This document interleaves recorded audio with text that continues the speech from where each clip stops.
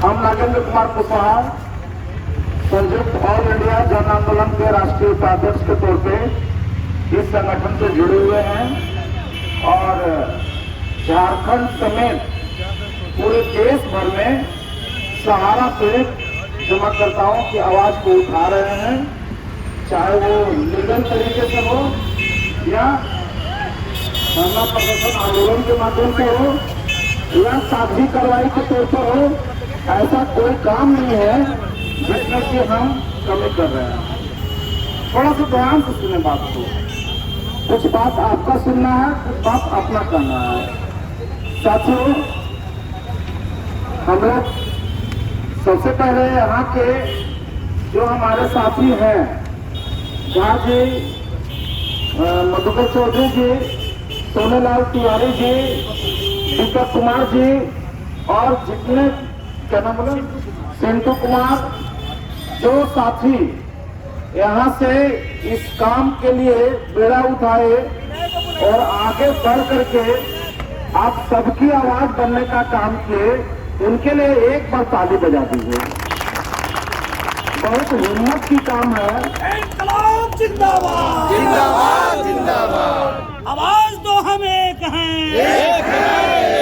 सारा इंडिया का पैसा देना होगा, सुब्रत राय हाउस में आओ, सुब्रत राय हाउस में आओ।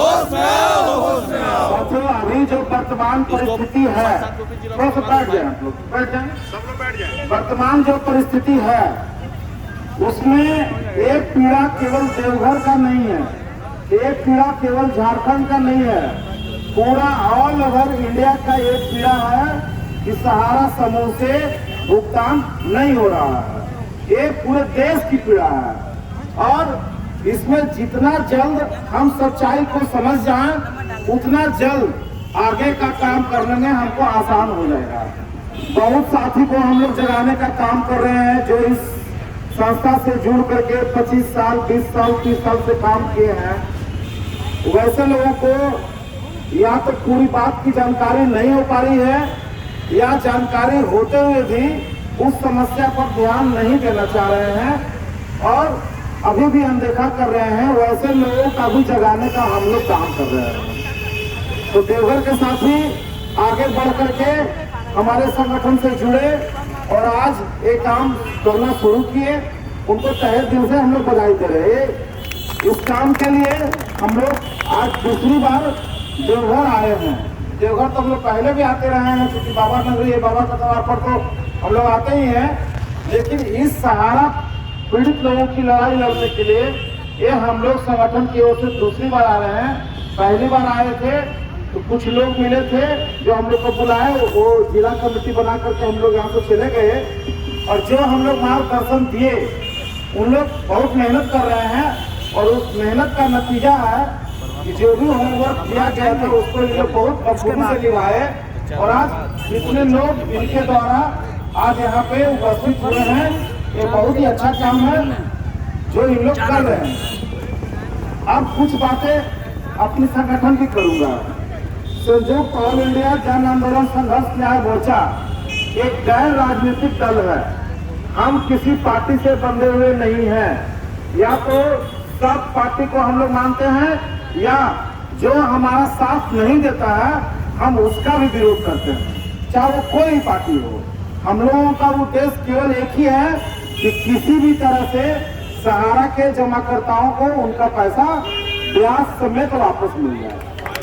इसमें जो पार्टी, जो राजनीतिक दल, जो नेता, जो सांसद, जो विधायक हमारा साथ देंगे वो सब मेरे अपने हैं, चाहे वो किसी भी दल का हो। अगर जो लोग हमारे साथ नहीं देंगे, चाहे वो किसी भी दल के हो, उनका हम लोग विरोध करेंगे। एकदम सीधा सा बात है। हमको कोई मीठी मीठी बातें नहीं सुननी है, हमको कुछ भी छलावा में नहीं जाना है। हमको एकमात्र यही उद्देश्य है कि हमारा पैसा हमको वापस मिलना चाहिए। वो काम हम लोग दिन रात कर रहे हैं। एक कार्यक्रम हम लोग विगत 2 साल से चला रहे हैं पूरे देश भर में। चाहे वो लखनऊ पर धरना प्रदर्शन करने का काम हुआ, वो सहारा के गेट पर हम लोग जाकर के किए, जितना भी देश का राजधानी है वहाँ करीब करीब किए, दिल्ली के जंतर मंतर पर भी किए। बहुत से लोग यहाँ से हो सकता है गए भी होंगे और बहुत से लोग नहीं भी गए होंगे, लेकिन जानते जरूर होंगे। तो हम लोग लगातार संघर्ष कर रहे हैं कि किसी भी तरह से भुगतान हम लोग का हो जाए। अब साथियों, इसमें हम लोगों का जो संगठन है वो बढ़ चढ़ के काम कर रहा है और निस्वार्थ भाव से काम कर रहा है। हम लोग कहीं से 1 रुपया लेने का भी नहीं काम कर रहे हैं। आपसे अगर बनता है तो जो जिला कमेटी बना हुआ है उसमें इस लड़ाई को लड़ने के लिए जो बन सकता है 20 रुपया 50 रुपया उसमें डाल दीजिए, उससे आगे का कार्यक्रम चलता रहेगा। बस इससे ज्यादा और कुछ नहीं चाहिए। बहुत बहुत धन्यवाद। अब साथियों, बात करें सहारा की, तो कान खोल कर सुन लीजिए। बहन जी लोग, आप लोग भी सुनिए। सहारा की नीयत भुगतान करने की नहीं है। सहारा ने ठान लिया है कि हम किसी का पैसा नहीं देंगे। वो कसम खाए हुए कि हम भुगतान नहीं करेंगे। और हम लोग संगठन के लोग भी कसम खाए हैं कि हम लोग भुगतान लेके रहेंगे। ठीक है, दोनों के बीच में जंग है।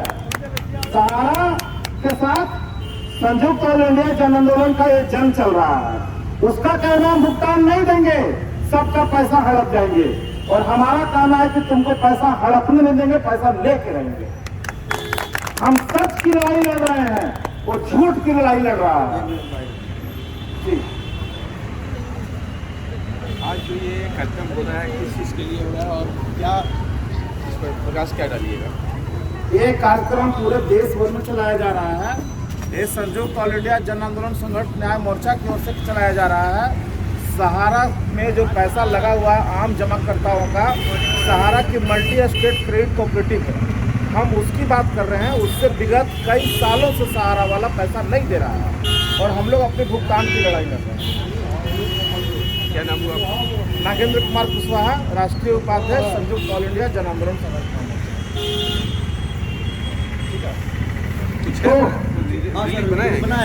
रिलीज आप किस प्रेस से?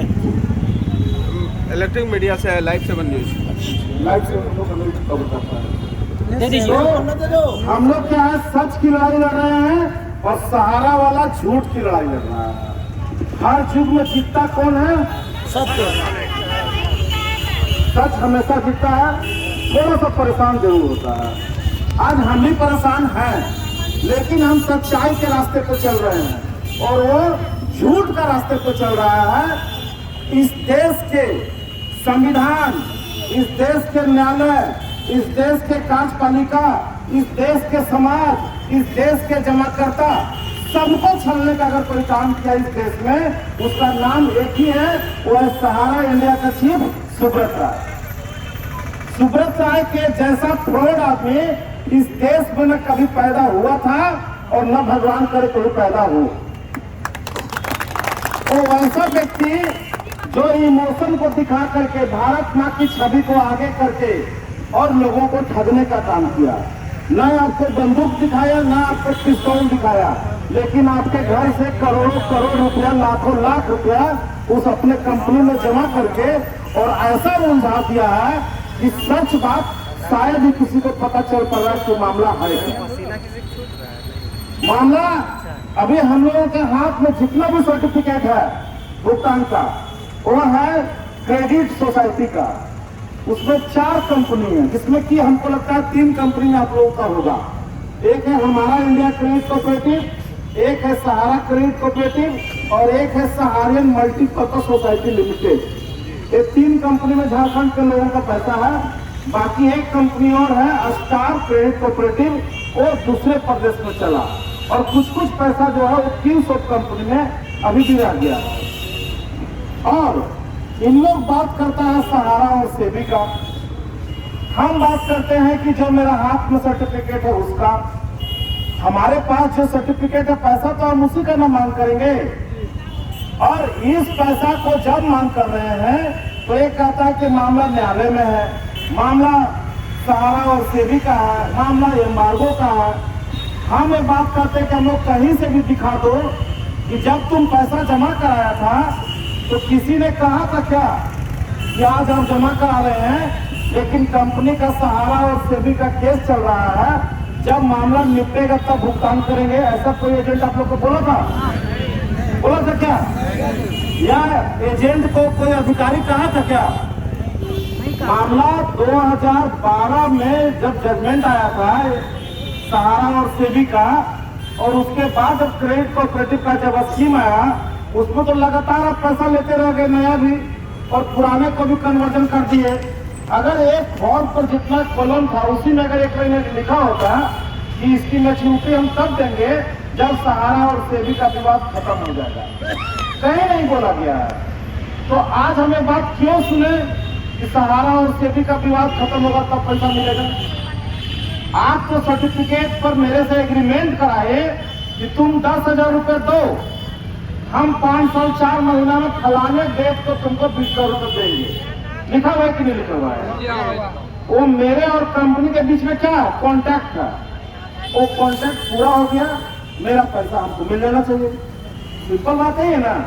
अब उसमें क्वेश्चन मार्क अगर आप लगाएंगे कि मामला न्यायालय में है तो कोर्ट में है तो ये है वो है, हमको उससे क्या मतलब भैया? उससे क्या मतलब है? हमको पैसा पूरा हो गया, हमको पैसा मिल जाना चाहिए। किसी की बच्चे की पढ़ाई है, क्या उसको रोका जा सकता है कि जब पैसा मिल जाएगा तब तुम आगे की पढ़ाई करना? संभव है? बेटी की शादी साल भर हम रोक सकते हैं, पैसा साल भर आएगा तब करेंगे। बीमारी अपने टाइम पर ही उसका दवाई कराना पड़ेगा। ये कह सकते हैं क्या कि सहारा और सेबी का विवाद खत्म होगा, पैसा मिलेगा तो इलाज करा लेना, बच्चा का पढ़ाई पैसा मिलेगा तो करवा लेना, घर का राशन पैसा मिलेगा तब खाना खाना? संभव है? पैसा का काम पैसा से ही हो सकता है, दूसरा चीज से नहीं हो सकता है। और हम मांग क्या रहे हैं? अपना पैसा। हम वो पैसा नहीं मांग रहे हैं जो केंद्र सरकार स्कीम चलाता है, मनरेगा का स्कीम, तो क्या उसको बोलते हैं, आधार कार्ड का स्कीम, नरेगा का स्कीम, राशन का स्कीम, तरह तरह का चलता है उन लोगों का। हम क्या उसका पैसा मांग रहे हैं? हम जो दिए हैं वही पैसा मांग रहे हैं, हम तो भीख तो नहीं मांग रहे हैं। और हमको अगर दिखाया जाएगा कि मामला न्यायालय और मामला कोर्ट में है तो हमको इससे कोई मतलब नहीं। इस देश में जितना भी स्कैम हुआ है, जितना भी घोटाला हुआ है, अगर इस पे नजर किसी ने गाड़ के देख लिया तो ये देश का सबसे बड़ा घोटाला है, सबसे बड़ा घोटाला है। और घोटाला में गरीब लोग नहीं ठगे गए थे डायरेक्टली, ठगे गए थे उस तरह का ही लोग। लेकिन इस स्कीम में ठगे कौन गए हैं? ठेला वाले, खोमचा वाले, दिहाड़ी मजदूर, किसान, रिटायर्ड कर्मचारी, ये सब लोगों का परसेंटेज ज्यादा है जो ठगे गए हैं। ठगेरी हो चुकी है, हम ठगे जा चुके हैं, लेकिन लोग मानने को तैयार नहीं है। खास करके हमारे जो कार्यकर्ता बंधु जो सालों साल से इसमें काम किए थे, आज भी उनका दिल नहीं मानता कि हमारे साथ ठगी हो चुकी है। जितना जल्दी वो समझ जाए उतना जल्दी हम लोग को काम करने में आसानी हो जाएगी। सीधी सी बात है, आज पूरी बात बताने की जरूरत है। दिल्ली हाई कोर्ट में जो केस हुआ वो सहारा क्रेडिट कोऑपरेटिव का हुआ कि लोगों का भुगतान नहीं हो रहा है। दिल्ली हाई कोर्ट ने कहा कि जिनका भुगतान नहीं हो रहा है हाई कोर्ट का क्रेडिट कोऑपरेटिव का, वो लोग सीधे सीधे सीआरसी में कंप्लेन कर दें और जब भी भुगतान होगा तो सीआरसी के माध्यम से ही होगा। जैसे पिछली बार रियल एस्टेट हाउसिंग बोर्ड का कहा गया था कि पैसा सेवी में जमा कर दो और सेवी कस्टमर का भुगतान कर देगा। सेम है कि पैसा सीआरसी से भुगतान होना है, लेकिन जो एजेंट हमारे सीनियर लोग हैं अपने जमाकर्ता को बता भी नहीं रहे हैं कि सीआरसी में कंप्लेन करता वहां से पेमेंट हो जाएगा। कितने लोग बैठे हुए माता बहन 250 बहन सीआरसी में कितना लोग कंप्लेन किए? कोई किए? जानकारी नहीं है, कोई किए? आप लोग जो काम करता हो तो जमा करता भी है, कोई किए क्या? नहीं किए। तो ये काम जो कार्यकर्ता है उनको बताना है। और आप लोग सब कैंप लगा करके सीआरसी का फॉर्म अवेलेबल है, सब लोग अपना सर्टिफिकेट का जेरॉक्स लगा करके और CRC को भेज दीजिए, क्योंकि भुगतान का रास्ता वहीं से है। एक काम सबसे पहले करिए। तो मेरे जो जूनियर लोग थे वो तो जाग गए, लेकिन सीनियर आज भी भागे भागे चल रहे हैं। वो कब तक भागेंगे और क्यों झूठा आंकड़ा पड़ेंगे? आज जो भी चीजें हैं, कोर्ट कचहरी का जो भी मामला है, सारा का सारा वेबसाइट पर अपलोड है। निकाल के ऊपर फोटो लीजिए कि मामला कहाँ फंसा हुआ है। सहारा और सेबी और एम्बार्गो से तो कोई हमको लेना ही देना नहीं है। सहारा और सेबी का केस 31 अगस्त 2012 को ही खत्म हो चुका था, हार गए थे। और इनका बात जो अपील किए हैं, अपील इनका एक ही बात तो सुना जाएगा, जब तक 25,000 करोड़ रुपया वहां नहीं जमा करा देगा, और तब इनका कोई बात सुनेगा। ये अभी 5 पे जमा कराया 15,500 करोड़ रुपया, और ब्याज लेके बता रहे हैं 25,000 करोड़ रुपया। 15,500 करोड़ रुपया का ब्याज अगर 25,000 करोड़ रुपया होगा, तो वो जो 25,000 करोड़ रुपया सुप्रीम कोर्ट का ऑर्डर है, उसका ब्याज कितना होगा? तो 1 लाख करोड़ रुपया हो जाएगा। कल भी इनको फाइन लगा है। तो कहने का मतलब है कि ये हमको केवल उलझाना चाह रहे हैं, केवल उलझाना चाह रहे हैं, और हमारे कार्यकर्ता बंधु इसमें उलझ रहे हैं। अभी भी समय है, जितना जल्दी आंख खोलिए, क्योंकि सुब्रत राय जो इस कंपनी का जो मुखिया है, वो इस कंपनी का संरक्षण किए थे सहारा इंडिया परिवार, इस कंपनी का नाम था। और जैसे जैसे उसका सब कुछ सामने आते गया, तो लगा कि यह सहारा इंडिया परिवार का जो हिस्सा हम लोग अपने आप को मानते थे, वो नहीं है। उस परिवार का हिस्सा केवल उनके 2 बेटे और 2 बहुएं और पोता पोती ही है, बाकी कोई नहीं है। और उनके लिए पूरा जुगाड़ मैक्सिडोनिया में कर दिए, अरबों खरबों रुपए ले जाकर के वहां लगा दिए, और दोनों बेटा और बहू को शिफ्ट कर दिए। आज वहां वो राजा की जिंदगी जी रहे हैं, और जो लोग सहारा में कार्यकर्ता परिवार समझ के काम कर रहे थे, आज लवारिस की तरह रोड पर फेंक दिए गए कि जाओ मरो। क्या यही स्थिति है ना? आज सहारा के कार्यकर्ता की वही स्थिति है कि न किसी के जन्मदिन पे जा सकते हैं, और न किसी के मरण दिन पर जा सकते हैं, न खुलेआम बाजार में घूम सकते हैं, और न घर में चैन से रह सकते हैं। जमा करता हर जगह फिर रहा, हर जगह पकड़ रहा, क्योंकि जिसने भी जमा कराया था, पहले कार्यकर्ता का ही चेहरा देखा था, उसके बाद कंपनी को देखा था। आज जो कार्यकर्ता अपनी जिम्मेवारी निभा रहे हैं, वो धरना प्रदर्शन, CRC, लीगल, हर तरीके से अपने जमाकर्ता के साथ खड़े हैं, वो नहीं भागे हैं। अगर भागे होते तो देवघर के लोग भी भाग गए होते, आज इस संख्या में आप लोग यहाँ नहीं आते। और हम क्यों भागे? कार्यकर्ता की इसमें गलती क्या है? कार्यकर्ता अपना रोजगार उसने किया। देश में बेरोजगारी बहुत है, लोगों को रोजगार मिला, कमीशन मिल रहा था, लोग काम कर रहे थे, घर चल रहा था, परिवार चल रहा था। उनको ये नहीं मालूम था कि जो रोजगार हम ढूंढने आए हैं, वो रोजगार हमको सीधे सीधे मृत्यु की ओर लेके जा रहा है। कि आज इसका परिणाम ये होगा कि लोगों को भुगतान नहीं होगा, तो आत्महत्या जैसा भी काम करना पड़ सकता है। आज हमारे लोग, करीब हजारों लोग आत्महत्या कर चुके। कौन लोग किए? जो लोग अपना जमाकर्ता का साथ नहीं दिए, जो ज्यादा अंधभक्ति किए, उन्हीं को ज्यादा भागना पड़ा, उन्हीं को मरना पड़ा। जो लोग लड़ रहे हैं, जमाकर्ता को भी दिखाई दे रहा है कि हमारा कार्यकर्ता हमारे लिए लड़ रहा है, ये हमको पैसा दिलवाएगा, आज नहीं तो कल दिलवाएगा, वो भी अपने कार्यकर्ता का साथ दे रहे हैं। लेकिन जो नहीं लड़ रहे हैं, वही लोगों को भागना पड़ रहा है। भागना पसंद है, मरना पसंद है, फांसी लगाना पसंद है, लेकिन इनको लड़ना पसंद नहीं है। कायर है वो लोग, कायर है। सच्चाई को जितना जल्दी सबूत सही कर ले, उतना अच्छा होगा। साथियों, इस देश में जब जब मानव को भगवान बनाया गया, तब तक हम लोग धोखा खाए हैं। सच है कि झूठ है?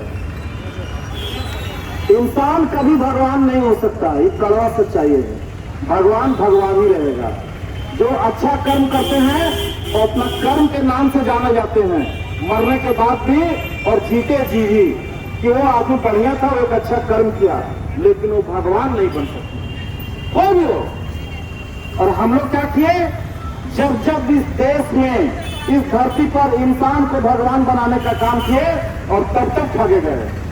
ये केवल अभी की बात नहीं है, इसके पीछे की ही बात है। हम लोगों ने आसाराम को क्या बनाया, वो क्या किया, ठगा कि नहीं ठगा? रामपाल